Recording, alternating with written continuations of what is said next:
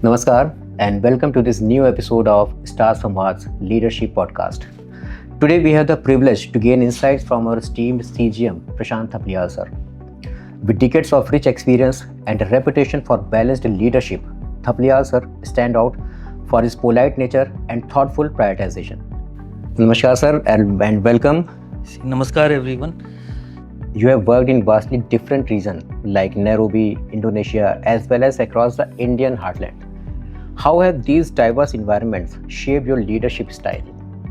See, I went to Nairobi in the year 2004, I suppose. I was there for 4 years. And then later on I went to Jakarta when I was already in AGM in 2016. So there was a gap of around 8 to 10 years for both the foreign postings, you can say overseas. But one thing I saw when you go overseas, see, your entire perspective changes. And it broadens your horizon. A well-read person is wise and a well-traveled person is wiser. Sir, as the CGM overseeing resource mobilization and customer excellence, what is your approach to improve business output, especially in terms of current deposit and building partnerships? We always say, and it was said by Gandhiji, that the customer is king. But hardly we practically made it possible, or hardly we practically implemented it. But now, see, one thing good has happened in the last few years, that the service industry, we are in a service industry, the service industry is always very customer oriented, always. And if you are not aligned to the thoughts of the customers, if the customer is not with you, then definitely there is a chance that you will lose those customers. One thing is this. Second thing, in a service industry like especially banking, there is very less of product diversification. So the only thing you are left with is customer service. That is the only thing you are left with. Sir, you have worked in different areas like rural, semi-urban, metro. What was the more difficult area for you as a banker? See, as a banker, I think when you work in different areas, more difficult is the rural and semi-urban areas, because the urban and metro area, many a times the customers, they demand things. Definitely nowadays customers, or even in the long back, customers used to demand, and they demand services and things. But then in the metro and urban, they've got options, and they might be many a times they'll not bother you and they'll simply shift out. But in the rural and semi-urban area, they'll not shift out. They'll force you to work. So I think those areas are pretty difficult to work, where the customers, they will be after you to get the work done, and those are more difficult customers, I think. Sir, आपकी नज़र में customer centricity क्या है, and how do you ensure it stays a core value in resource mobilization efforts? See, here again I'll say there are two things I give importance to. When I was in branch, again, and wherever you are, if you are in a service industry, there are two things you give importance to. One is I give importance to transparency. The customer, you should be very, very transparent with the customer. The customer should know about you and about your products, and there should be no hidden things about the product. So you should tell the customer the pros and cons of the products and convince him for the cons of the products. One is pros of the products. The second thing is your trust. You have to develop trust. So with transparency comes trust. When you are transparent, the customer has trust with you. He'll trust you. And the third thing I believe is we have lost this habit of listening, I think. So I think we need to listen more. We talk more, we listen less.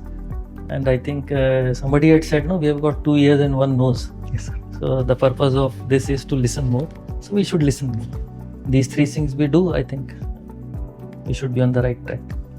Sir, your work spans geographies within India too, like Mumbai, Delhi, Lucknow and beyond.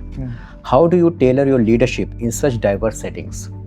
Again, wherever you are, the first and core task of a leader, in my perspective, is to build a team. Unless you have a team, I don't think you can become a very good leader. Because who is a leader?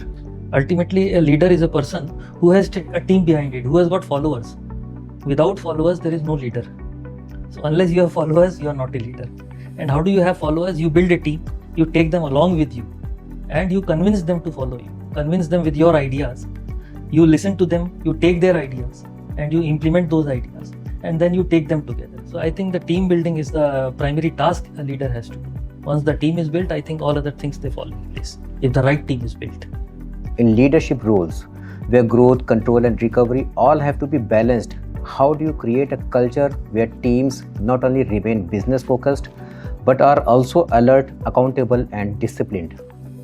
Again, as I said, I am a team person. I always go by the team. And as I said, in a team, as a leader, there are few tasks you have to do. First of all, you build a team as a leader. Then secondly is that you align your team with your goals. Whatever are the goals of the institution, naturally your goals are the institution's goal. So you align your team with the goal of the institution, and then thereafter you plan, design, implement and assess whatever you have to do. With digital lending and fintech innovation rising, sir, how do you see the future of credit monitoring evolving in PSBs? Credit monitoring means you assess those accounts. First of all, credit monitoring is a very, very vast. It starts from the time you do the loan. That kind of due diligence when you start for doing the loan, that is a part of credit monitoring. In the sense that whatever due diligence you are doing, you see the EWS at that point of time, CIBIL you see the balance sheet. You should know what are the checkpoints in the balance sheet where you should see what kind of systems and procedures the company is having. And I think from there on the role starts. Because if your selection is proper for the borrower, if your assessment of the finance is proper, then I think credit monitoring part later on it becomes easier. What is one message you would like to share with your younger officers, especially working in credit or recovery today? If you are not ambitious, have a goal, be ambitious, look forward to reach somewhere. Because if you don't have that, then there is no zeal in you. See, man has to move forward. Human being has to move forward. So you should have desire, you should have goals, you should have ambitions. Build a team in the institution, learn from your seniors, be empathetic towards your colleagues and juniors also at the same time. Thank you, sir, for sharing your valuable insights. Your journey reminds us that even the toughest role can be led with clarity, empathy, and strong sense of purpose. Until next time, stay tuned to Star Sarvad, where stories inspire growth. Thank you.